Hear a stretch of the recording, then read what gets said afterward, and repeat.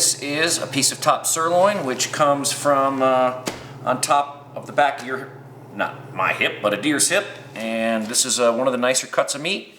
So when it comes off, this is how it's going to look. This is the outside. This is the piece that we just removed from the hip. There is a seam on the outside here, which has to be opened. And these two pieces, this is actually the rump piece, which will be separated. Once this is off, there's a little piece of silver skin. Get your knife under there, make a very thin cut to remove it.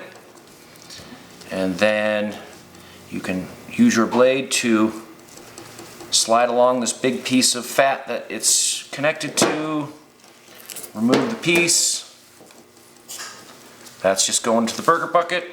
This is going to the garbage. So this is the top sirloin. I'll start on the inside. There's a little piece that's got a pretty thick tendon right here. We like to separate this off. Take that piece then. Whenever I'm got a piece of tendon that I can throw flat on the table like this, I'll make a small cut somewhere where I can get my finger in to make a little handle, and that way I can pull tension back on the tendon and shave the piece of meat off. A little bit of tendon there I'll get rid of. That goes. Then a little touch up on the tendon here from this underside before we roll it over.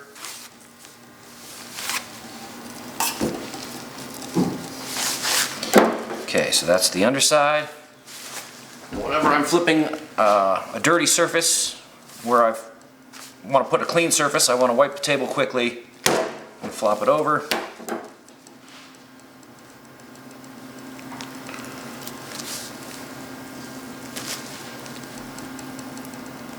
Angling my knife slightly upward at the piece I'm trying to remove so it doesn't take too much of the meat off that we want to keep. Piece of fat. Trying to get rid of any fat and as much of the silver skin as we can. That's practical to do so. And this is the top sirloin. On an elk it's going to be about 4 times bigger, and we make steaks cross-cut. On a deer like this, it just stays the way it is, and it's pretty much a steak right there. That is the top sirloin, and that's how it should look when it's done.